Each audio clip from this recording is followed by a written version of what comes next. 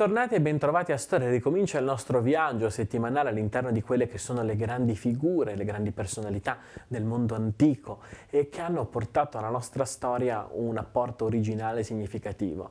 Questa sera il nostro viaggio, quest'oggi il nostro viaggio arriva a un punto decisivo, arriva a una personalità icona di una stagione della poesia monodica greca. La poesia monodica era la poesia cantata da una sola persona all'interno di una comunità di riferimento che illustrava delle ragioni molto chiare di quella comunità.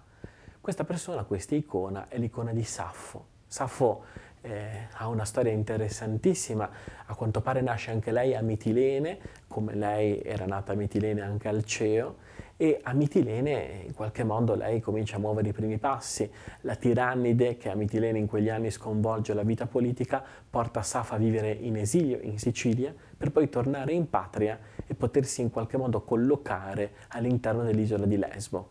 Ecco, all'interno dell'isola di Lesbo Saffo fiorisce. Fiorisce in compagnia di suo padre, Scamandro, fiorisce in compagnia di sua madre, Cleide, fiorisce nel matrimonio con un uomo a lei molto caro, che diventa suo marito e che le darà una figlia bellissima che lei chiamerà come la mamma Cleide. Questa è Saffo.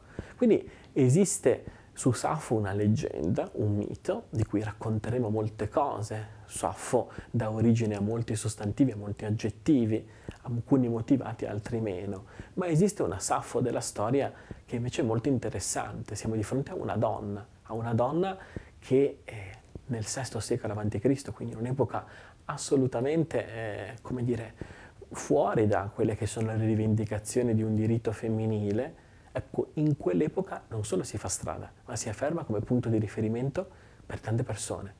Si potrebbe dire che sull'isola di Lesbo le donne godevano di un valore, di un prestigio, di una nomea tutt'altro che insignificante, anzi erano protagoniste della vita sociale, economica e politica della città.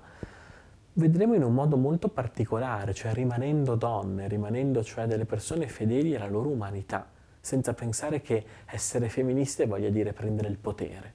Ma essere femministi vuol dire avere la libertà di essere donne in tutto quello che è la propria dignità. Questa è la storia di Saffo, che al di là del mito è una donna con una famiglia, una donna che cura se stessa all'inverosimile, è una donna che anche sposata cerca di ritagliarsi uno spazio dove coltivare se stessa, dove coltivare la propria umanità.